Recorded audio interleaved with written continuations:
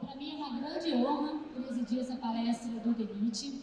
Todos nós sabemos que administrar a extensa malha do DENIT, né, quer seja rodoviária, ferroviária ou hidroviária, é um grande desafio. E é nesse contexto que a engenharia digital surge como uma grande aliada nessa missão. E para falar para a gente um pouquinho sobre esse assunto, eu vou convidar aqui, para subir ao palco, o Dr. Carlos Barros.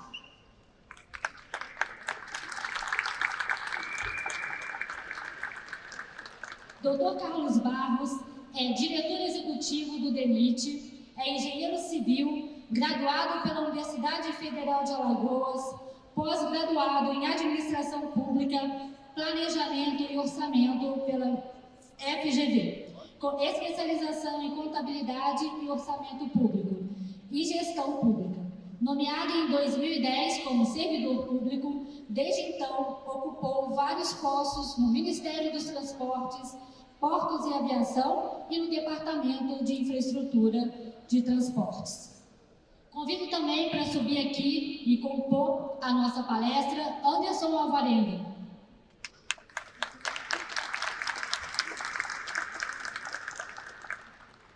Convido também nosso diretor de infraestrutura rodoviária, Dr. Fábio Pessoa da Silva Nunes. Fábio é engenheiro civil, graduado pela Universidade Católica de Salvador e tecnólogo em processamento de dados pelo Centro Universitário do Estado do Pará. Possui mestrado em estruturas e construção civil pela UNB. Realizou cursos de formação complementar nas áreas de tecnologia da informação e análise de estruturas. Atua na área de infraestrutura de transportes desde 2004. Em 2009, ingressou no DENIT e atualmente exerce suas funções como diretor de infraestrutura rodoviária. Sejam todos muito bem-vindos. Passo a palavra ao Dr. Carlos Barros. Bom dia a todos e todas. Agora há pouco a gente viu Minas Gerais se pronunciando aqui através do Matheus, diretor-presidente do DR Minas, através do Pedro, secretário de Infraestrutura do Estado. E é bom saber que as nossas dores não são só nossas. Quando a dor é meio que compartilhada, que a gente vive, a gente tem condições de, em consenso, com diálogo, construir alternativas, tanto no nível estadual quanto no nível federal. E um pouco do que foi falado aqui é o que a gente sofre na pele no nível federal, que é exatamente a questão orçamentária, contingenciamentos. Hoje existe uma margem muito pequena de discricionalidade do Estado, estou falando aí do federal, mas pelo que eu vi aqui existe também no âmbito estadual, e é complicado a gente às vezes ter soluções para todos esses desafios que a gente tem face ao orçamento, que é disponibilizado. Eu digo sempre que as demandas elas são infinitas, o orçamento não. E graças a um trabalho que foi construído pelo atual governo federal, governo do presidente Lula e do ministro Renan Filho, na virada do ano, entre 2022 e 2023, nós começamos a recompor no DENIT o orçamento que não estava existindo nos 4 anos anteriores. E aqui, quando eu faço qualquer tipo de comparação, ou para que a gente veja o que é que aconteceu, o que é que está acontecendo, eu não quero fazer aqui nenhum tipo, nenhum juízo de valor, eu faço simplesmente constatações. E a gente pega os 4 anos anteriores, a gente tem em média um orçamento que beirava 7 ponto alguma coisa de ano. Logo na virada, na transição, houve um consenso ali entre o parlamento, entre o Congresso e o governo federal que estava assumindo, e a gente já teve ali uma PEC, que é a chamada PEC da transição, que só para o nosso ministério destinou 17 bilhões. Então vocês comparam com 7 ponto alguma coisa que era a média anterior, a gente já vê a diferença. E ontem, na minha fala aqui, eu falava um pouco disso, do que é que essa nova gestão, esse novo governo federal está fazendo em termos de investimento. E é bom nós falarmos, é bom a gente falar que ainda é insuficiente, por isso que o Ministério do Transportes está fazendo um trabalho belíssimo na questão de concessão. A gente tem que trazer o investimento privado também para poder contribuir com com essa parte do que a gente não consegue com o orçamento público arcar. E ontem eu falava e vou repetir hoje a coisa que realmente está acontecendo em termos de iniciativa privada, em termos de investimentos privados. Nós tivemos de 95 até 2022 cerca de 129 bi, se não me falha a memória, acho que pode passar, não sei se aparece no primeiro slide. Enquanto o slide não passa, a tela não passa, né, mas há algo em torno de 129 bi, salvo engano, exatamente.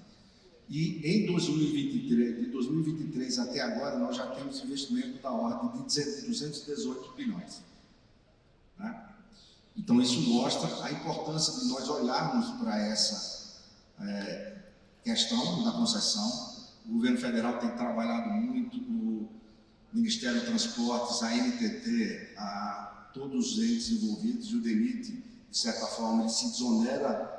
De certa forma, não, ele desonera essa malha que está sendo concebida, que é importante para que nós possamos, assim como o secretário Pedro Bruno falou, que nós focarmos naquilo que é um investimento de maior qualidade. Isso nós somos cobrados diuturnamente pelo ministro Renan e pelo nosso diretor-geral, Fabrício Galvão. Então, a gente tem ido por esse caminho. E aí eu volto a falar um pouco também do que eu falei ontem, da questão da execução. Isso eu não vou cansar de falar, em todos os ambientes que eu tiver que falar, eu vou tocar nessa questão, que é a questão de nós, DENIT, tirando as questões discricionárias, não, obrigatórias, e vamos colocar em saúde e educação, nós somos o maior executor desse plenário. Eu acompanho desde 2008 essa questão dos investimentos, do orçamento, e a gente vê que acompanhando isso, está disponível, tá? Quem quiser duvidar de mim, achar que eu estou falando alguma besteira aqui, pode ir lá no CIAF que vai comprovar. Nós sempre estamos entre primeiro e segundo, em geral, 80% das vezes, em primeiro lugar. E a gente, eu falo que nós somos execução, realmente, execução na ponta. Saúde e educação tem execução? Tem. Mas na grande parte são transferências a estados e municípios. A gente não, é obra acontecendo, é supervisão acontecendo, é supervisão ambiental, controle e gerenciamento. Então, isso é medição na ponta. Por isso é que a gente tem sido, já veio isso do INER, referência em muitos pontos. Hoje, nós já temos verificado aí que no andar do que já vinha acontecendo pelo DNR, o DENIT também é referência. Então, nós somos procurados, os órgãos federais, os órgãos estaduais, para ver como nós estamos produzindo, inclusive, como é que estamos nos adaptando à vigência da nova lei de licitações, a 14133.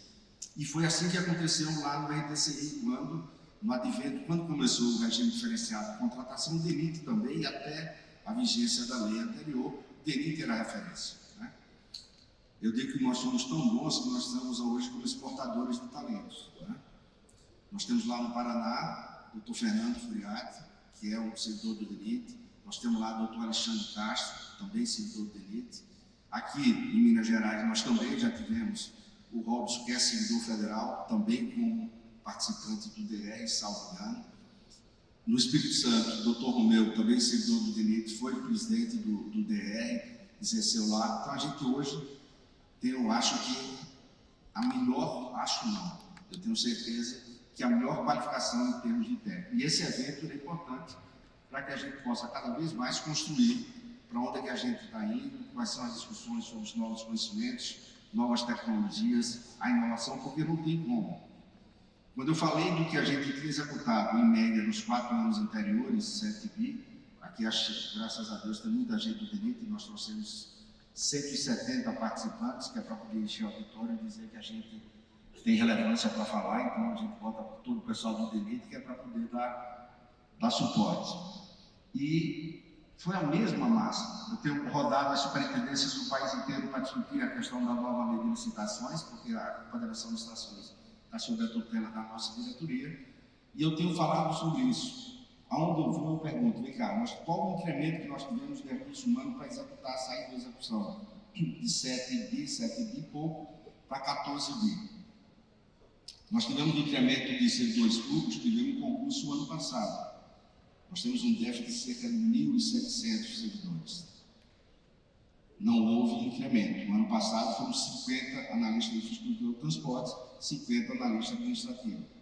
Nós tivemos incremento de servidores terceirizados. Também não. Começamos com a mesma quantidade de servidores disponibilizados, os contratos não mudaram na essência e a gente consegue fazer essa mesma execução com esse mesmo número de recursos humanos. Então, mostra o que é o DENIT, né? Então, acho que a gente está indo no caminho só que para poder superar esses desafios que são cada vez mais presentes, não tenham dúvidas que a questão da tecnologia, a questão da inovação, ela tem que se fazer presente.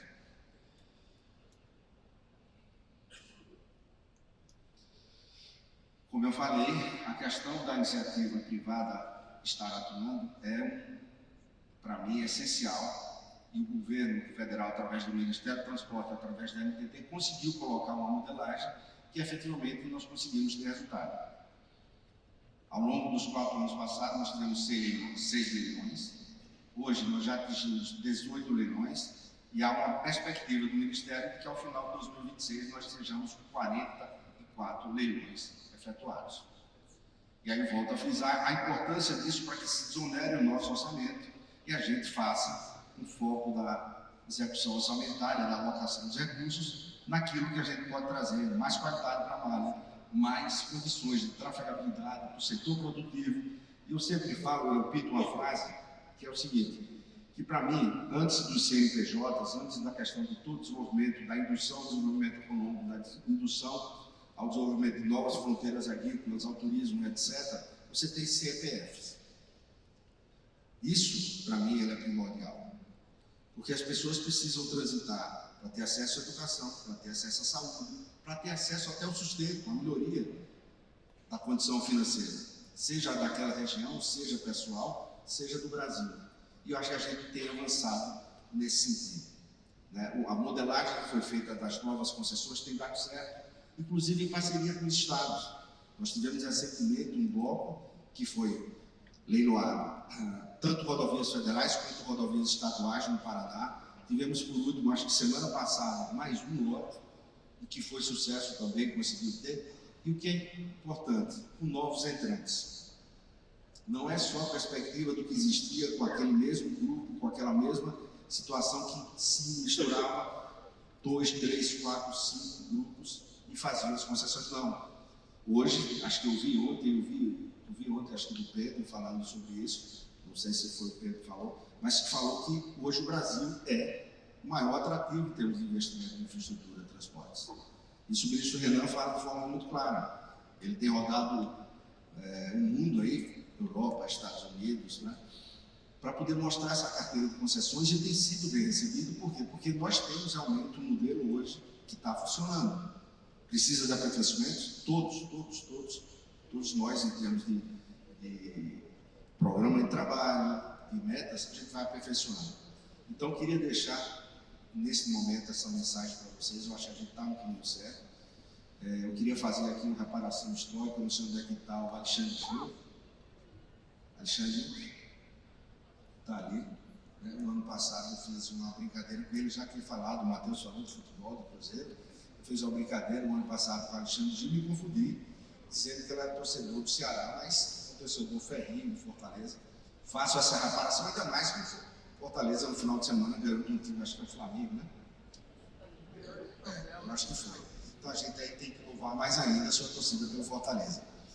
Mas brincadeiras à parte, eu acho que a gente está realmente no caminho. Eu queria aqui parabenizar e fazer o reconhecimento a todos os nossos servidores e servidoras. São vocês na ponta que fazem o DENIT acontecer. E sob pena, às vezes, de muita dedicação e muito sofrimento pessoal e profissional, porque não é fácil. Não é fácil lá na ponta as coisas acontecerem. Eu recentemente percorri a 319 Amazonas, um sábado e um domingo. Foi até difícil em casa explicar que um sábado e um domingo eu estava percorrendo a 319 Amazonas, mas isso é a realidade do servidor de DENIT. Essa dedicação, comprometimento e compromisso com o que a gente faz na missão é que faz a gente. Eu digo que é muito mais do que uma casa de engenharia, eu acho que é a casa da infraestrutura de transportes do país. Então, parabéns a todos e todas, servidores e servidoras, por esse trabalho, por essa dedicação, por esse comprometimento. Eu vou ter que me ausentar agora, porque nós temos uma diretoria colegiada, agora às 11 horas. Eu vou preparar algumas coisas de relato, vou participar remotamente, mas o Anderson, quem está conduzindo toda essa questão de tecnologia, de todas essa introdução de novas ferramentas no DENIT, está sob a tutela dele, é nosso coordenador geral de modernização e gestão estratégica, então nada melhor daquele que está à frente do projeto que possa explanar para vocês. Tá bom? Anderson, a palavra com vocês. Obrigado a todos por me ouvirem. Muito obrigada, deputados. Parabéns pela apresentação. Obrigada por disponibilizar seu tempo, sua agenda super corrida, para estar com a gente aqui no nosso evento. Com a palavra, doutor Anderson. Obrigado, bom dia a todos. Obrigado pela oportunidade de estar aqui com vocês, comentar um assunto que eu gosto bastante. Quem me conhece sabe que eu converso isso o dia inteiro. Sempre fui movido aí a questões digitais, a procurar trazer eficiência em tudo que eu faço. Então, sempre fui entusiasta desse tema e estou tendo a oportunidade de implementar e estudar algumas questões aplicadas ao DENIT, e é o que eu quero compartilhar aqui com vocês, tá? Aqui o doutor Carlos já comentou sobre a questão da força de trabalho, né, que o DENIT tem um déficit muito grande, né? Por mais que a gente tenha contratos acontecendo no DENIT, as pessoas precisam ocupar algumas posições, seja de fiscalização, gestão de contratos, e isso precisa que seja realmente com servidores. Isso não é uma questão apenas do DENIT. Eu trouxe aqui alguns recortes aí da Folha de São Paulo que mostram que o mercado aquecido na parte de concessões, e tem dificuldade também de encontrar alguns profissionais qualificados.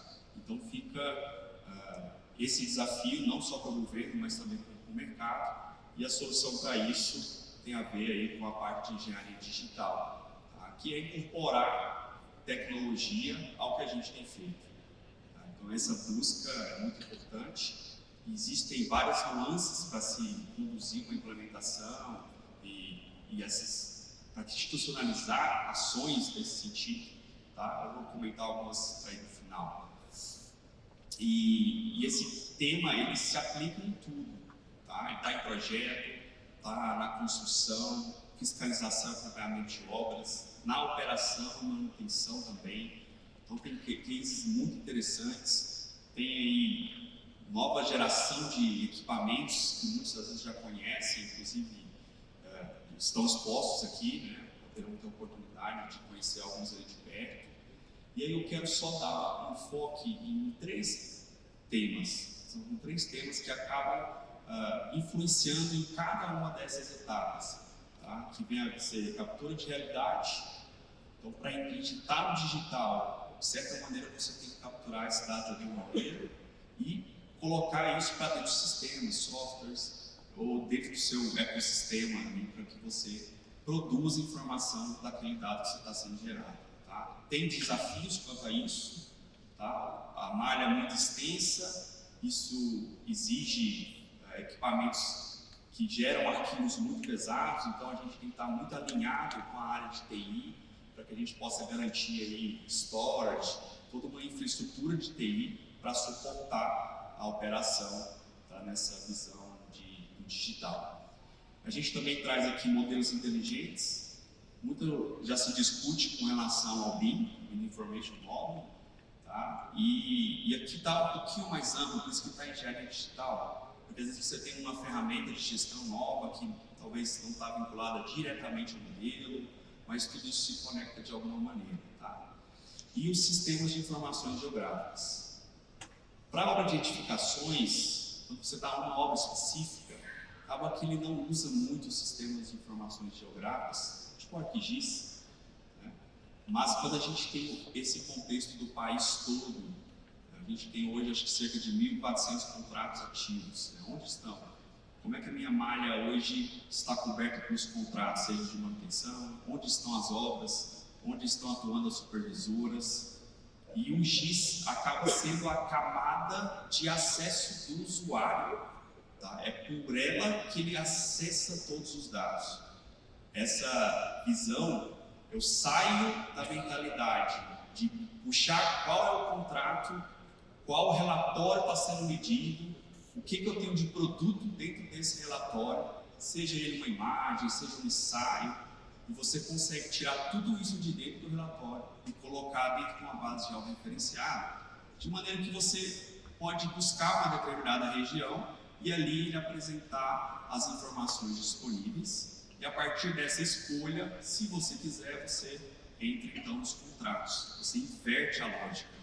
Tá? Isso deixa o processo mais fluido, aproxima as informações dos tomadores de decisão. Então, a parte de integrar toda essa captura de realidade e os modelos inteligentes ao sistema de informações geográficas, para mim, para o setor de infraestrutura, é um grande diferencial. Tá? E também um dos desafios. Tá? E, lógico, não pode faltar a IA nisso tudo. Nos últimos 2 anos, evoluiu muito o tema, muito. Né? A nossa rotina está impactada hoje, seja pelas facilidades de alguns aplicativos, de falar com uma linguagem natural, de a gente já ter condições de fazer coisas que a gente não fazia até então, análises mais rápidas, até mesmo quem não programa consegue. Estava até conversando com um colega ontem, com o Vitor, não sei se ele está aqui. Então a gente já cria algumas rotinas automatizadas ali dentro dos softwares de projeto, por exemplo, né, que ele até então precisava saber uma linha de código. Né? E isso é uma das maneiras, apenas uma das maneiras que a gente tem. Então a IA vai se conectar a todos os softwares, né, e isso vai trazer de várias maneiras a IA aplicada no nosso dia a dia, não tem como seguir sem discutir essa temática. Tá? Então, ela passa por todas as aplicações, todo o ecossistema já utiliza, de alguma maneira, já começou a utilizar a inteligência artificial. Tá? Então, vou voltar aqui, vou entrar um pouquinho nessa parte da captura de realidade, eu vou trazendo alguns pontos aqui em cada uma dessas temáticas. Tá? Então, a gente conhece aí drones, tem de todo porte, tem drones menores que se utiliza para recreação, mas você também utiliza numa obra. É fácil de carregar, você coloca na mochila, né? Você carregou ali à noite, você consegue usar no outro dia pela manhã, você está no trecho, você não tem essa dificuldade de manusear um equipamento muito grande. E também existem os maiores que vão te dar aí autonomia diferente, produtos também diferenciados, precisões, tem que se estudar isso. E é muito interessante os produtos que são gerados. Isso facilitou muito, né, a nossa percepção do empreendimento. A gente não fica mais limitado às fotos pontuais. Você consegue ter uma visão geral daquele empreendimento. Tá? Aqui eu coloquei um laser scanner terrestre, aqui abaixo do drone. Ele é utilizado, por exemplo, para o mapeamento de pontes, né, que é um dos temas que a gente tem discutido bastante esse ano, que eu vai falar um pouco mais sobre isso. Mas também tem aqueles lasers maiores que estão aí embarcados em veículos, semelhante ao que eu já vimos ali ontem, e consegue fazer o levantamento da via ali, da área lindeira, de uma maneira, uma velocidade bem mais rápida, bem com precisão. E aqui à direita, talvez alguns não conheçam, ou já conheçam, mas aplicada a esportes, que é uma câmera 360. Eu, quando vi isso aqui, a primeira vez, eu não acreditei. Isso aí não funciona muito bem para obra, isso aí é só para esporte, né? E aí acabei que não dei moral. E aí no outro ano, demorei 1 ano, aí eu parei para escutar. Então assim, a câmera, ela captura o dado. E o que eu faço com ele? Então já tem uma geração de softwares que estão discutindo como manipular essas imagens 360 para a gestão e fiscalização de obras. Tá? Então é uma ferramenta muito poderosa. Eu achei muito prático, porque era pequeno, carregador de celular, carrega a câmera, você consegue estar em qualquer lugar. Fiz alguns testes, tem algumas coisas bem interessantes, por isso que eu trouxe ela no destaque aqui. Tá? Aqui, por exemplo, é uma dessas soluções, existem outras no mercado, essa que eu estou testando agora, e aí agradeço aí a DIR, o Tobeira que indicou a obra que a gente poderia fazer esse teste, todo o apoio do Flávio, do Cláudio, do Ricardo, aí, os colegas da Superintendência do Estado de Goiás, que nos ajudaram. Essa é uma obra, né, ali na Travessia Urbana de Formosa. Aí eu peguei um ponto aqui que tem uma erosão, tinha um problema de drenagem na cidade, e acabou que teve uma erosão ali, uma área que exigiu um uma atuação muito forte do DENIT em diversas instituições para poder solucionar esse problema. Então, todos aqueles dados, seja de drone, seja uma foto normal, seja uma câmera 360, isso tudo hoje consegue subir em nuvem, você compilar dentro dessa ferramenta. Então, teve um momento que eu fui na obra pela manhã, a gente fiz o levantamento, no fim do dia, quando eu conectei no Wi-Fi, essas imagens subiram e no outro dia de manhã já estava disponível para qualquer um ver. Então, por exemplo, o superintendente, o diretor que não teve oportunidade na obra, conseguia refazer todo o caminho que eu fiz para aqueles levantamentos. Tá? Então, aqui, por exemplo, já está dentro da plataforma, né, uns produtos aqui foram gerados com um drone, aí tem a ordem imagens, né? Isso também pode estar dentro de um ArcGIS, existem várias maneiras de trabalhar esses dados. Tem fotos pontuais que eu consigo ver com mais detalhe em algum ponto ou outro, mas eu também consigo ter nuvem de pontos, superfícies que me dão uma percepção melhor do que está sendo feito. Então, a imagem inicial trazia em uma data aquela região, aqui já tem o dispositivo de drenagem que foi elaborado e a gente consegue ter uma percepção bem melhor, inclusive nesse caso aqui, por exemplo, a gente teve Ministério Público, consegue chegar para o Ministério Público e mostrar o que está andando, o que está acontecendo. E às vezes esse convencimento, essa atuação gerencial, sendo resolvida dessa maneira, você já tem um grande ganho aí na sua obra, por exemplo. Tá? Então esse é o tipo de material que pode ser gerado. E aí o que talvez alguns ainda não tenham visto é com relação às câmeras 360. Então, além de eu ter aquela visão de cima do drone, com aqueles objetos ali que foram gerados, até processados automaticamente pelo software, e aí, óbvio, que existem precisões distintas e tem que se mensurar que tipo de precisão você precisa para aquilo que você está fazendo. Para eu ter uma percepção daquela, eu não preciso de uma precisão milimétrica, posso ser de centímetros. Então, tudo isso muda o nível de esforço para processar esses dados. E aqui, por exemplo, eu utilizei aquela câmera 360, ele tem um suporte específico, onde te coloca no capacete e simplesmente ligo a câmera e ando pela obra e no final eu consigo refazer esse trajeto, como se fosse um street view da obra. Tá? Então aqui eu consigo, depois na plataforma, no escritório, olhar para qualquer lado. Então, se alguém tirou a foto lá na supervisão, pegando um lado e faltou o outro, ele não vai ter esse problema, porque depois ele consegue olhar para onde ele quiser.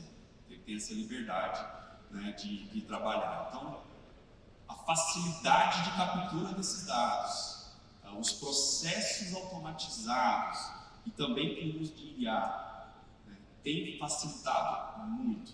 Traz uma nova percepção e aí você incorpora a inteligência artificial aqui, por exemplo, com visão computacional, que ela identifica aquilo que ela está vendo na imagem, que ela consegue comparar momentos distintos daquela obra, inclusive classificar aqueles elementos e também comparar o que andou em momentos distintos e até fazer modelos preditivos de como aquilo pode evoluir. Tá? E não só na construção, como também na manutenção. Tá? Então esse aqui é o potencial da ferramenta. Aí tem outros assuntos, por exemplo, evolução das câmeras, né? Então, as câmeras, seja para contagem de veículo, controle de velocidade, hoje já tem a tecnologia de processamento embarcado na câmera e também softwares de inteligência artificial que ele já identifica, ele já analisa aquilo que está sendo capturado e coloca alertas para aquela pessoa, seja uma autoridade de trânsito, ou seja, exportando, criando uma base de dados de contagem de veículos, enfim, pode ter várias saídas, mais um caso aí que tem avançado bastante, e isso tudo pode estar num CCO, por exemplo. Tá? E aí o doutor vai falar um pouquinho sobre esse tema. Então a gente consegue hoje, né, vencer essa questão da distância. Essa questão das câmeras 360 também, agradecer a Superintendência do Amazonas, ao diretor de infraestrutura aquaviária. Nós fizemos um levantamento numa estrutura nossa, no IP4, né, que são os pequenos portos, e demorava 2 dias para chegar, 2 dias para voltar. De Manaus a Parintins, se for de barco, é 2 dias. Então, fica muito difícil de pegar um material de qualidade e conseguir acompanhar ali a supervisão e operação. Então, um trabalho bem interessante, depois ele consegue estar nesse ambiente 360 e revisitar isso tudo com uma câmera simples, né? Óbvio que tem espaço também para aqueles laser scanners maiores, mas aqui fica mais prático, que já te dá condições de ter uma melhor gestão. A parte de modelos inteligentes, muitos já conhecem, já tem sido difundido há alguns anos, né, no governo como um todo. O DENIT também tem sido, desde o começo, priorizado e discutir essa questão do BIM. Então essa aí eu não vou entrar muito, mas são muitos usos. E agora com a IA acoplada, está uma coisa assim, realmente incrível. Seja para colocar na análise de documentos, para classificar, ajustar o teu modelo. Então eu estava conversando ontem. Ele já consegue, inteligência artificial, identificar quais são os elementos, tirar quantitativos, os fluxos vão ficar bem mais fáceis, tá? E integrados com a ajuda da inteligência artificial, seja ela para fiscalização do caminho de obras, validação de qualidade de projeto. Então, imagina você conseguir acelerar a parte de aprovação de projetos, porque você já consegue fazer algumas verificações sem o analista colocar a mão. Então, quanto isso acelera o processo. Então, tem muita coisa interessante para a gente explorar, tá? Isso vai trazer, com certeza, maior assertividade, maior qualidade, né, na parte de projetos, acompanhamento de obras e também na parte de operação. E aí, por último aqui, reforçando um pouquinho dos sistemas de informações geográficas, como eu comentei, todos esses modelos e os dados da captura de realidade, eles podem ser integrados nessa plataforma GIS, né? A mais conhecida aí, acho que é ArcGIS e QGIS, são as duas grandes aí, né? E tem uma infinidade de funcionalidades, não é só publicar mapa, ele consegue já trazer o contexto daquela obra, daquele empreendimento, daquilo que você está olhando, né? E te dá também ferramentas dinâmicas para você trabalhar esses dados e ter alguns insights, tá? Então, aqui, por exemplo, eu já tinha comentado a questão de trazer o contexto das imagens de satélite. Isso é um dos primeiros ganhos que você tem, tendo aquele empreendimento georreferenciado, aqui imagens que trazem o contexto de como foi a emergência do Rio Grande do Sul, só para exemplificar, né, como isso pode ser explorado. Então você também pode pegar imagens daquele empreendimento em diversas datas distintas e fazer essa comparação no tempo. Tá? Você consegue também puxar várias outras fotos, você consegue puxar dados de contratos, você pode utilizar como a primeira plataforma, tá?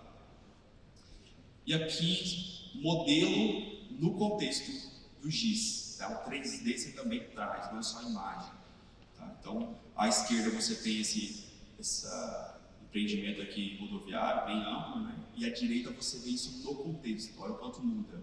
Ele consegue ver interferências que ele tem ao lado desse empreendimento, né? Consegue avaliar. Rapidamente, os desafios que a gente tem, eu queria destacar alguns, tá? Então, integração e interoperabilidade, esses dados precisam sair de um sistema e passar para outro de alguma maneira, precisa ser estruturado. A governança, seja para utilizar esses dados ou para conduzir essa implementação dentro da instituição, e a qualidade dos dados. Não adianta você ter dado com qualidade baixa que vai sair o resultado ruim. E por último aqui, não dá para seguir sem uma cultura, uma capacitação das pessoas que estão envolvidas, mas capacitações de uma maneira prática, tá? Aplicada ao que realmente está fazendo para que isso se incorpore. Isso eu falei um pouco internamente, pode ser usado dentro do DENIT, mas também, né, dentro da sua instituição. E aí aqui, como o DENIT pode conduzir essa parte de engenharia digital para o mercado? Então, a gente pode utilizar desse poder de compra público para fomentar a inovação. Então, eu posso, por exemplo, começar a testar e exigir algumas questões, por exemplo, as câmeras 360 em supervisão com a mão de obras. Então, os produtos podem ser ajustados, né, e impactar em toda a cadeia. Tá? Então, aqui, eu não tenho mais tempo aqui, eu estou comendo um pouquinho de tempo fora. Nós temos uma consultoria muito interessante, que é do Gartner, não sei se alguns conhecem, que é uma das maiores consultorias de TI do mundo.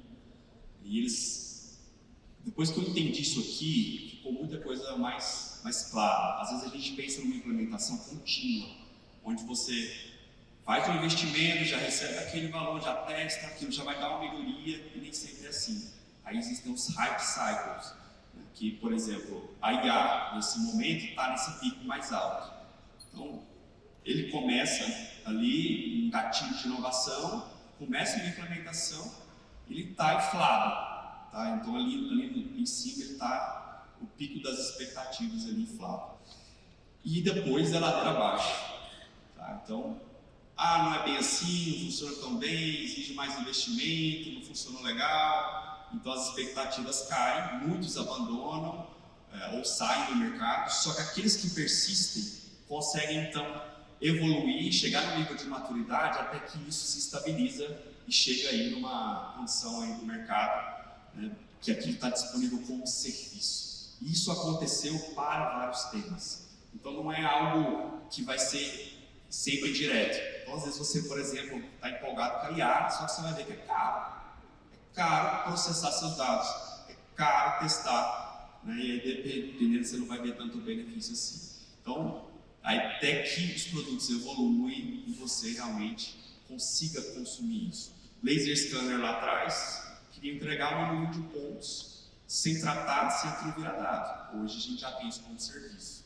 Tá? É um dos exemplos aí. E aí existem vários, para cada tema tem uma posição, né? Aí em outro momento eu comento aqui com vocês. E aí, como aqui foi rápido, né, eu quero aproveitar para convidá-los. A gente vai ter 2 dias para discutir esses temas de engenharia digital no DENIT, nos dias 11 e 12 de novembro. É só você entrar lá no Instagram do DENIT, tá, que você vai ter mais informações e a gente vai poder falar mais sobre esse tema. Tá? Então eu passo a palavra aqui para a Fábio. Obrigado.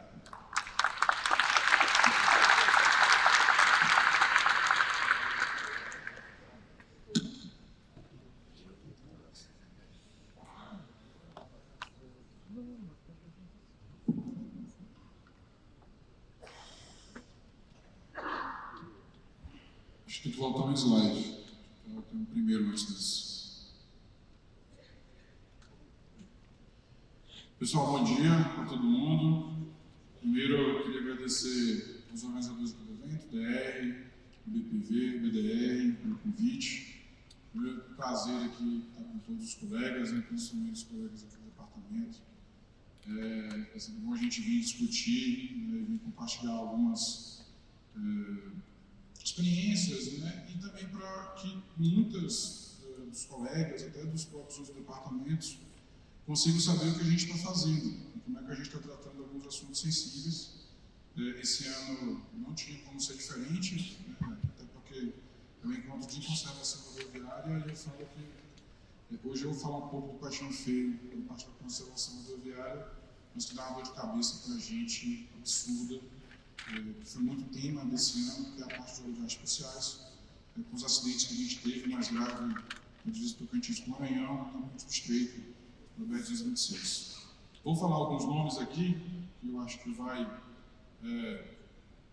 tirar o sono, ou dar pelo menos uma arrepio na costa de alguns colegas aqui, mas é para explicar o tamanho da importância desse assunto e do que eu vou falar agora, e o quanto eu queria que vocês refletissem sobre isso, o quanto vocês investiriam para que esses nomes não tivessem dado alguns problemas e que a gente conseguisse evitar algumas interrupções de tráfego.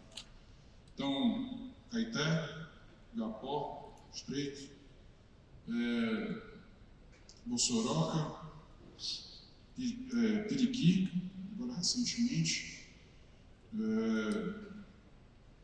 tivemos outros também, Itajaiaçu, que mais? Nós tivemos aí nesse período, Pidaré, no Carnaval. Então, vários colegas aí, vários companheiros que eu falei esses pontos, quantos vocês dariam para que a gente não tivesse determinados problemas e tivesse que fazer determinadas interrupções e o quantidade de estresse que a gente teve. E quanto a gente pagaria para poder ter o mínimo de previsibilidade, de saber que aquilo estava dando problema antes daquilo acontecer. Então, a ideia que a gente está tendo, e eu queria compartilhar isso com vocês, o que a diretoria está fazendo e para onde nós estamos indo, é justamente trazer algumas tecnologias que eu tenho palestra hoje, mas para compartilhar e vocês entenderem que é uma coisa que a gente já está em fase de implementação. A gente passou o ano estudando, eu teve naquela apresentação do ProArt no começo, agora no meio do ano, eu mostrei uma apresentação bem grande, a exploração do programa, e eu vim discutindo alguns pilares, e nesses pilares que a gente foi discutindo, um deles era a parte do monitoramento satelital. Então, bem, só falta aqui, alguém já conhece, né? Eu estou falando, na BR-319, BR-364, desculpa, e essas coisas principalmente, a gente tem diversos problemas com embarcações. Eu estava conversando com o Antônio agora mais cedo, com o time lá, a gente tem muito, até porque concluímos o encabeçamento, a gente tem muita embarcação ali, provocando choque nessas estruturas. Eu lembro, na época da enchente do Rio Grande do Sul, ali na costa do Bahia, do Sacorebó, aquela embarcação soltou e colidiu com a lateral da ponte. E a gente fica muito sem saber o que aconteceu. É uma coisa muito visual, e a gente não sabe realmente como é que essa coisa se comportou. Por mais que a gente tenha especialistas, mas o dado, a informação do deslocamento, o que aconteceu com ela, nós não temos. Então, isso é uma tecnologia que a gente está trazendo agora para a diretoria, né, na verdade, para todas as superintendências. O único lugar onde a gente não vai fazer essa gestão disso é dentro da diretoria. Você vai fazer aquela gestão dentro dos estados, da malha rodoviária federal que nós temos. Então, basicamente, qual é o cenário que a gente teve, né, quais são os problemas recentes que nós tivemos mais graves, né? A gente está todos aqui, que são vários, mas nós tivemos aqui 1026, como eu falei, a ponte acima do cheque, com o estreito, 9 obras, na verdade, foram até um pouco mais. Nós tivemos a BR-319 do Amazonas, no final de 2022, a ponte para Curuçá e Botas Mirim, que foram duas pontes também que cederam por motivos diferentes da ponte do estreito. Nós tivemos também a BR-304, ali, o viaduto Natal, para o Igapó. Então, tivemos interdições ali também para fazer uma recuperação. Ele foi um outro motivo, que foi um atentado. Né? Então, foi um nível de problema que a gente passa. É de problema natural até problema de atentado mesmo. Foi uma bomba estourada ali, como tivemos alguns casos também no Ceará, no começo, acho que no começo de 2019, 2018. Então, o problema que a gente tem hoje, o impacto humano, né, lógico, o impacto direto que a gente tem disso, perda de vidas. O segundo, o impacto econômico, então, o quanto, né, Luiz Antônio sabe disso, Getúlio sabe disso, agora o Hélio vai saber disso também, Ricardo sabe disso. Quando a gente tem que interromper uma via, custo com manutenção das rodovias estaduais, lógico, a gente tira o tráfego da rodovia federal, joga nos estaduais, e aquelas rodovias, por aquele breve momento, onde a ponte está interditada, passa a ser para a rodovia federal. Custos com balsa, né? O Ricardo sabe disso, o Hélio vai saber disso recente também, o Antônio sabe disso também, como é. Então é um custo interminável, uma operação dificílima, isso gera custo, né? E vamos dizer assim, impacto institucional para o departamento. E necessidade de ação. A gente tem que tomar medidas para poder evitar esse tipo de ação, que isso não aconteça. Ou pelo menos ter alguma previsibilidade ou perceber que aquilo tem algum comportamento ou não. Então a ideia que a gente vai trazer é muito isso. Bem, essa foto aí, pessoal, o fato está trazendo uma foto de 1900 antigamente. Não, ela é de 1900 antigamente, mas eu queria dizer que essa foto aí representa exatamente quando 89% das nossas obras especiais foram construídas. Então, era nessa época, então 89% das nossas obras foram esse tipo de imagem, esse tipo de tecnologia, foram que construíram todas as nossas pontes, a maioria delas. Então, essas pontes da década de 70, elas estão fazendo agora, 70, 80, estão fazendo agora 50 anos. O que a gente estuda na época dos nossos manuais, o tempo de recorrência e vida útil dessas nossas pontes são 50 anos. O que está acontecendo é que elas estão chegando no final da vida útil. É isso que está acontecendo. E, infelizmente ou felizmente, como diz o meu sempre fala, é o nosso turno, né? Nós que estamos aqui é que recebemos esse presente. Mas, para isso, nós criamos há algum tempo atrás, né, o programa ProArt. A ideia do programa, que deve funcionar no ciclo, é um programa de gestão integrada. A gente tem uma base normativa só, tem um texto normativa, nós temos uma base de composições de preço, a coordenação de custos com a gente, né, o ciclo ampliou muito as composições que a gente tem na parte de reabilitação de obras especiais. Priorização técnica, temos tem todo o trabalho com o Luiz Guilherme na implementação do SGO, que agora virou do SGE, então a gente tem as notas, então a gente sabe do patrimônio quais são aquelas coisas que estão não necessariamente com maior risco, mas que estão necessariamente tem que sofrer uma intervenção ou de reabilitação, de manutenção, que é isso que representa a nota. A parte de gestão integrada, então, o trabalho hoje que funciona entre a DPP e a diretoria, lógico, isso vai para o mercado, e também a manutenção preventiva, que são os contratos que nós temos de manutenção para evitar que essas estruturas se degradem e acabam acontecendo alguns problemas, como eu falei anteriormente. Então, a ideia do programa, né, assim, de forma geral, são inspeções periódicas obrigatórias, classificação de estado estrutural, banco de dados centralizados que nós temos, protocolo de intervenção emergencial e alocação otimizada de recursos. Lindo, né? Espetáculo. Esse programa não funciona direito. Não deveria funcionar. Então, qual é o problema que a gente tem hoje? Né? É o monitoramento. Então, assim, nós temos hoje uma base de mais de 5.000 estruturas em que a gente passa por inspeções a cada 2 anos, quando faz o ciclo do SGE, mas entre esses 2 anos, como eu falei anteriormente, nós temos pontos muito antigos, pontos que estão fazendo 50 anos. Então, o que acontece hoje é que a gente não sabe. O que eu brinco é que a gente está igual briga de faca no escuro. Eu não sei de onde vai vir, mas eu sei que tem uma faca que vai, uma hora vai passar por mim ali e vai me acertar. Porque hoje o que a gente tem são várias minas, que eu brinco, que a qualquer momento elas podem explodir, porque a gente não sabe quando vai explodir. Esse é o problema. Então, a gente tem que ter algum método, pelo menos que seja de rede, a gente tem um grande filtro para saber, não, aquela mina ali tem uma chance maior de explodir. Então, o problema que a gente tem hoje é uma periodicidade suficiente, não para o ciclo de gestão e planejamento. O ciclo de gestão e planejamento está ok, mas para o ciclo de operação da via, 2 anos é uma eternidade. A gente esperar 2 anos para poder fazer uma nova inspeção. Custos elevados, isso aqui eu não vou nem falar, essas coisas que eu falei, todos vocês sabem, quando a gente não dá essa manutenção, o que acontece é a gente gastaria depois eu vou mostrar aqui para vocês.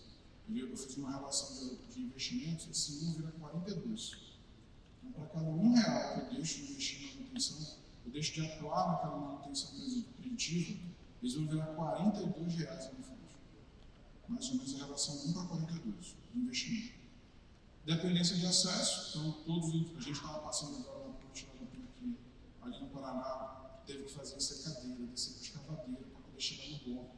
Então, assim, para a gente chegar até onde está o problema, é uma confusão, às vezes a gente não consegue, são áreas muito remotas, para a gente chegar, às vezes, demora 2, 3 dias para a gente poder chegar naquela estrutura. Então, isso é um outro problema que a gente tem também. E detecção tardia. O que acontece é, dá um problema, acontece alguma coisa, vocês me ligam, Fábio, a resposta está caindo. Isso. E aí lá vai aquele corre-corre, vai para cá, vai para baixo, supervisor, construtor, não precisa todo mundo. Ontem mesmo eu estava conversando com o Antônio e o Roberto no Bahia, de uma outra ponte. Então, assim, a gente não pode mais ficar nisso. Isso que eu estou falando, essa dor do departamento, eu acho que também se refletir também junto aos nossos colegas dos DRs, eu acho que é o momento também de a gente compartilhar com o Roberto, para a gente poder começar a discutir como a gente está implementando isso agora dentro da diretoria. Então, pegando os impactos orçamentários, 90% do que a gente faz hoje é gestão reativa e 10% é gestão preditiva. Isso não deveria ser exatamente o contrário. A gente deveria estar muito mais investido numa gestão preditiva do que numa gestão reativa. Só que essa gestão reativa vai custar muito mais, ela toma muito mais tempo, gera muito mais desgaste, e desgasta também mais no final da casa. Esse é um outro problema também. Então, quando dá o problema numa ponte, a gente não deu manutenção, a gente não estava atento, a população deixa de ter razão. E realmente, a gente devia estar atento a isso. Então, os presídios destinados giram na casa de R$700 milhões, que a gente deveria deixar de ter investido nessas emergências, nessas manutenções de VPT estaduais que não terminam na ponta. Então, imagina todos vocês que estão aqui me ligam todo dia. Fábio, está precisando de empenho no pontar de pato, Fábio, está precisando de empenho no pontar de creme. Se a gente estivesse fazendo manutenção como deveria ter, hoje eu teria R$700 milhões a mais para a gente colocar nos demais contratos de manutenção rodoviária. Então, assim, é isso que é um trabalho de longo prazo, que além de tudo de benefício que ele vai gerar, ainda vai conseguir economizar e gerar mais recursos para que a gente possa investir onde a gente deve investir. Certo? Essa foto foi muito legal. Essa foto eu pedi para a IA gerar eu fiz um prompt escrevendo como eu me sentia, eu acho que ela gerou isso aqui. É literalmente isso daqui. Eu me sinto como se estivesse vendado em cima de uma ponte, a ponte toda fissurada, eu segurando nela para tentar entender o que está acontecendo. É literalmente quase um trabalho espiritual. Né? Você chega ali e reza para poder acertar no que você está no diagnóstico, lógico, a experiência que a gente tem, mas é rezar para tentar certo. Né? E realmente, a gente não tem história, a gente não sabe como é se comportou. Então é quase isso daqui. Então, o problema que a gente tem hoje é um dano silencioso invisível. Acontece um problema desse e está acontecendo agora. Enquanto a gente está aqui, tem várias pontes que estão tendo problema, estão deslocando, estão apresentando comportamento anômalo e a gente não sabe. Pode ser que daqui eu acabe minha palestra, então enquanto eu estou na palestra, pode estar chegando alguma mensagem do meu celular de algum estado nosso, falou, Fábio, tem um problema na ponte, a gente vai ter que interditar aqui agora. Então é isso que eu falo de dano silencioso. O outro é o risco progressivo sem alerta. Quando acontece o dano, e ele fala assim, a estrutura de concreto ela aguenta muito desafio. Então, quando acontece o dano, a progressão desse dano ela é muito lenta. E ela é muito perceptível, mas quando ela passa a determinado limite, aí já chega naquele momento onde ela vai colapsar, onde tem que interditar, chega naquele que eu falo que é o ponto sem volta. Que a curva é, eu não consigo mais reabilitar, eu tenho que demolir e fazer uma nova. Então essa é, eu falo que é o risco progressivo sem alerta. E, como eu falei antes, decisões no escuro. Por exemplo, hoje, quando eu teve o acidente no estreito, eu disparei para vocês vários ofícios para cada superintendência para a gente fazer inspeções extraordinárias em tudo, praticamente. Por quê? Porque a gente não sabe. Se eu perguntar para qualquer um de vocês assim, dia quais são os pontos mais críticos, vocês vão listar com certeza notas 1 e 2. Eu vou entrar nesse já, vão listar as notas 1 e 2 e falar são esses aqui. Não é. Ou então a ponte 3, 4 ou 5, está apresentando um comportamento anômalo e vocês não sabem. Isso. Então, esse para mim é um problema. Então, o que acontece hoje? Exatamente essa imagem. A gente fica ali com uma interrogação na cabeça, falando, o que vai acontecer, para onde é que eu vou, para onde é que eu vou chegar. Então, esses questionamentos são importantes. Então, qual ponte está com o comportamento anômalo nesse exato momento? Eu não sei, e ninguém sabe. A gente sabe as que a gente está monitorando, as que não estamos monitorando, ninguém sabe. E aqui nós estamos monitorando um número muito pequeno em cima da malha total. Como detectar deformações milimétricas em estruturas remotas e inacessíveis? A gente tem que se deslocar. Primeiro eu tenho que, é igual a na loteria, né? Eu tenho que andar aquela ponte com um problema, mandar fazer todo um esforço, gente, equipe, chegar lá, equipamento, instalar, e dar sorte ou azar, ela está resolvendo o problema. Hoje funciona assim. E a pessoa monitorar milhares de pontos simultaneamente com precisão e economia, quer dizer, se a gente tem que apresentar uma metodologia, pensar, que a gente consiga monitorar isso de uma forma de rede, não uma forma de expressão visual ou uma expressão cadastral, uma expressão continua. Gente, o que eu queria colocar para vocês é que isso, tudo que eu estou falando aqui, nada vai substituir as nossas expressões. Nada. Isso aqui é a maneira da gente filtrar que a gente está com problema. É ser mais assertivo no que a gente tem que ir. Isso nunca vai substituir a expressão visual, os ensaios que a gente vai fazer. Mas é uma forma da gente saber como é que tem o comportamento geral na semana. Isso aqui, pessoal, nada mais é que o mesmo trabalho que o Luiz faz com o iPave. Mesmo passo que a gente brinca com a caneta furacão, né? Passa na malha todo ano para a gente ver como é que está a deflexão. E aí naqueles contratos de manutenção, falam, não, aqui é um pato, aqui é um creme, aqui a gente tem que fazer uma reciclagem, aqui a gente tem que fazer uma fresagem. Por quê? Porque você tem um dado de levantamento de rede monitorado manualmente. E aquilo te indica qual é a intervenção que você tem que fazer. A gente não tem isso para estruturas. Não tem isso. Então, a ideia que eu estou fazendo é no mesmo caminho que a gente faz para o pavimento. Certo? Bem, e a resposta, né, como a gente pesquisa desde o começo do ano, tiro do sul, eu falei que a resposta é em ordem. Depois eu comecei a pesquisar, porque a pessoa que mexe com mineração usa esse tipo de tecnologia há muitos anos, eu nem sabia. Então, o monitoramento de barragem já é feito através desse tipo de tecnologia há muito tempo. Então, isso não é uma novidade no mercado. A gente só está trazendo isso para um cenário nosso da infraestrutura, no caso da viagem especiais. Então, eu vou falar aqui 5 etapas rapidinho para a gente poder entender, e depois eu vou falar como é que a gente está implementando isso, como é que funciona esse monitoramento satelital. Então, basicamente, a gente tem satélites em órbita, são satélites que, nesse caso aqui, eles são gratuitos, eles fornecem as imagens, na verdade, os deslocamentos dos pontos. Então, esses satélites eles passam naquele mesmo ponto em todo o planeta, uns com uma periodicidade de 6, outros de 12 dias. Então, a cada 6 e 12 dias, eu tenho uma nuvem de pontos que me diz exatamente onde aqueles pontos estão, a localização geográfica deles. Então, eu faço a aquisição de dados satelital. O segundo é o processamento, que a gente chama de interferométrico, que ele pega esses pontos e fala, há 6 dias atrás esse ponto estava aqui, agora ele está aqui. O em X, o em Y e em Z. Então, ele consegue dizer, da última vez que esse satélite passou para esse, ele teve esse tipo de deslocamento. Então, você consegue fazer uma nuvem para dizer como é que está essa variação desses pontos. Só que a variação do ponto não quer me dizer nada. Eu posso ter uma estrutura de concreto que variou X, e para aquela estrutura aquilo é muito danoso, é muito perigoso, mas para uma estrutura mais flexível, uma estrutura metálica, aquilo nem afeta a estrutura. Então não é só que eu tenho dado, eu tenho que processar essa informação. Então eu tenho que analisar todos esses dados para poder saber o deslocamento em X, Y e Z, ele foi aonde, em que local da estrutura e qual foi o deslocamento relativo que ele teve. E a partir disso é que a gente vai detectar a anomalia. Então, não é só pegar o deslocamento. A gente vai ter que fazer uma análise em cada estrutura dessa para saber o deslocamento em X, Y e Z desse ponto. Se ele passar desse limite, ele apresenta para mim um risco real, ou seja, ele, vamos dizer assim, um risco que a gente tem que fazer uma interdição total, o risco de fazer uma interdição parcial, ou o risco de fazer uma restrição do tráfego. E não só isso, não é só a variação de 6 para 12 dias. Às vezes as variações são bem pequenas, mas quando você pega o comportamento dela ao longo de anos, aquilo apresenta um comportamento anômalo. Então, não só de 6 para 12, mas a linha do tempo daquele deslocamento. Então, isso também, eu acho que isso é o mais importante. E aí eu detectei o ponto, né? Então, a gente fez todo esse trabalho e detectou, olha, isso aqui está em risco. A gente tem que acionar. Né?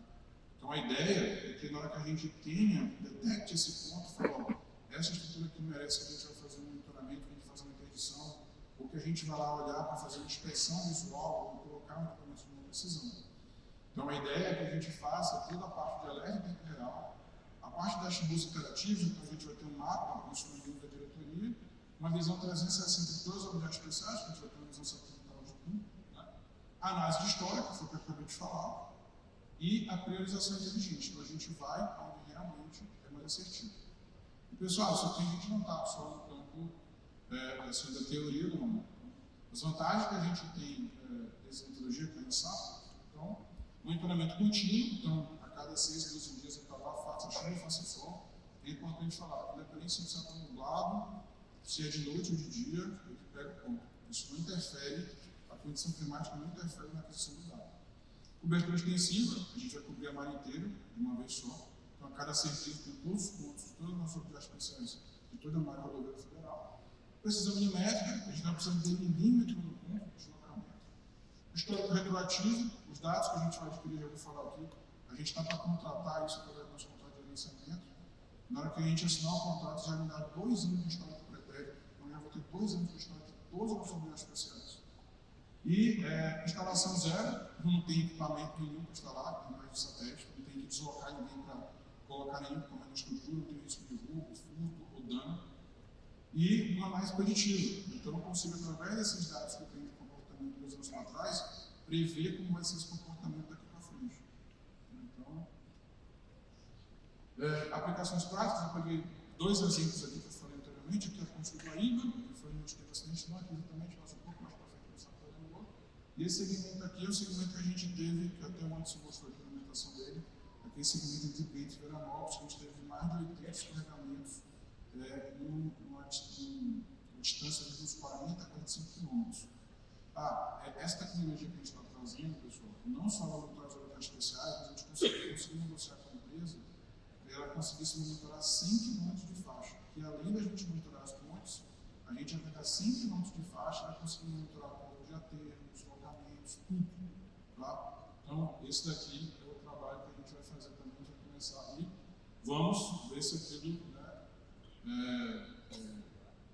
dá o resultado que a gente precisa. E quando eu fui pesquisar, a gente começou a dar uma olhada em casos internacionais de sucesso. Eu falei, não, o pessoal já aplicou isso em algum lugar, vamos ver como é que isso se comportou. Então, por exemplo, no Reino Unido, a gente teve, depois da implantação do sistema, 70 infraestruturas de risco detectados, então, o resultado já deu aqui. Na Holanda, 3 colapsos foram prevenidos. Né? Na Itália, 100% das pontes antigas foram monitoradas. A Itália tem uma quantidade de pontes muito mais antiga que o Brasil, né? Pontes históricas, inclusive. E nos Estados Unidos, 13 mil pontes e 15 mil quilômetros de rodovias, né, americanas monitoradas continuamente. Então, qualquer alerta, a gente já desloca a equipe, já afeta a operação, já tem todo um prognóstico de como desviar tráfego, de como usar a população, coisa que a gente também não tem hoje. Então, a ideia disso é os aprendizados que a gente teve com a implantação do sistema, né? Então, integração de sistemas existentes, protocolo de respostas claros, retorno de investimento entre 2 e 3 anos e capacitação contínua. Então, o que a gente está tratando aqui, muitos de vocês já fizeram aquele curso de capacitação que a gente fez com o pessoal da USP, os professores da USP, porque a gente vai ter esse curso ao longo dos próximos anos também. Isso também é para poder capacitar os nossos colegas, os nossos servidores, para poder até interpretar essas informações. Protocolo de resposta clara, a gente tem o nosso guia de emergência, a gente está trabalhando isso também. Integração dos sistemas existentes, no caso, a gente já tem o nosso sistema de gestão de estruturas, o SVR, a ideia de subir, acoplar e trabalhar junto com o SVR, e esse retorno de investimento de 2 a 3 anos. Então, com isso a gente consegue uma redução de custo de inspeção em inspeção extraordinária de 40%, porque hoje a gente manda fazer em tudo, mas com esse sistema a gente fala, não, esse aqui não precisa, vamos nessa daqui. Então a gente conseguiu reduzir 40% do nosso escopo e estar naquelas obras de arte especiais que a gente sabe ou provavelmente não tem algum problema. 60% na redução dos custos de emergência, então o que a gente conseguiu evitar, então é uma redução brusca agora nesse momento, e 3 anos para o retorno do investimento total, que a gente vai fazer aqui do investimento nesse sistema.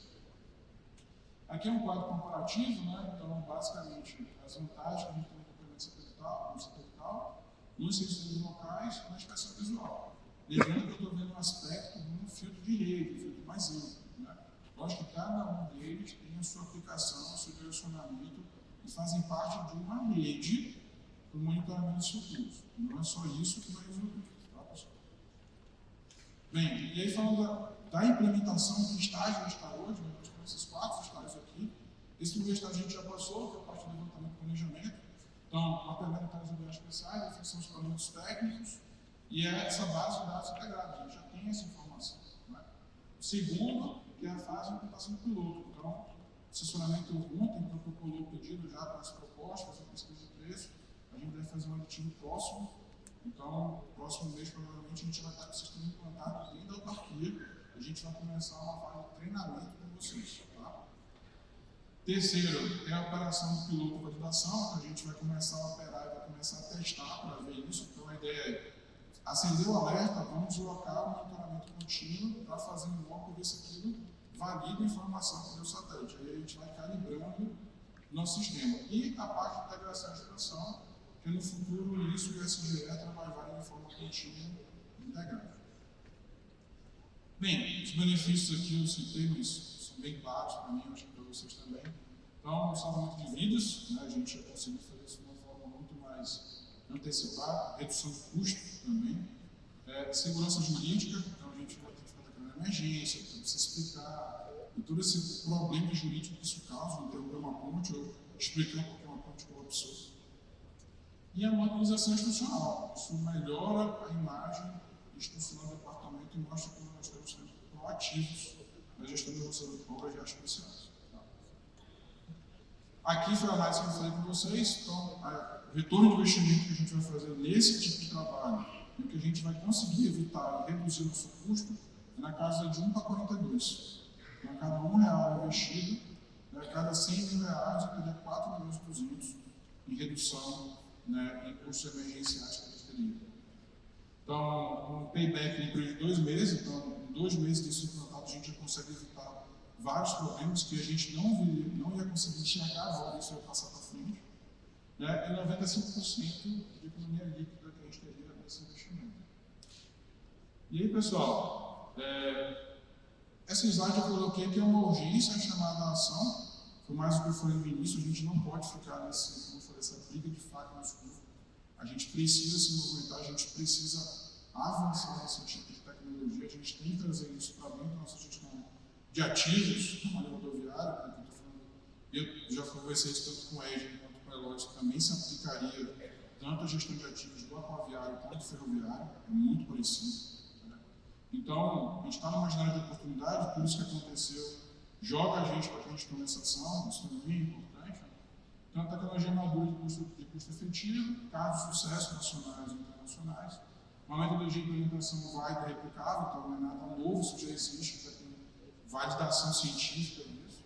E recursos orçamentários para investimentos iniciais alocados. Então, nós temos recursos suficientes para poder investir e conseguir implantar essa tecnologia no departamento. Então, é o que eu falo, que é uma chamada a ação. E fica essa reflexão aqui para todos. A próxima tragédia ela pode ser evitada. Né? Então, isso é importante, tanto para nós, né, para nós como usuários da rodovia, e principalmente para nós como gestores da malha rodoviária federal. Pessoal, muito obrigado. Viu?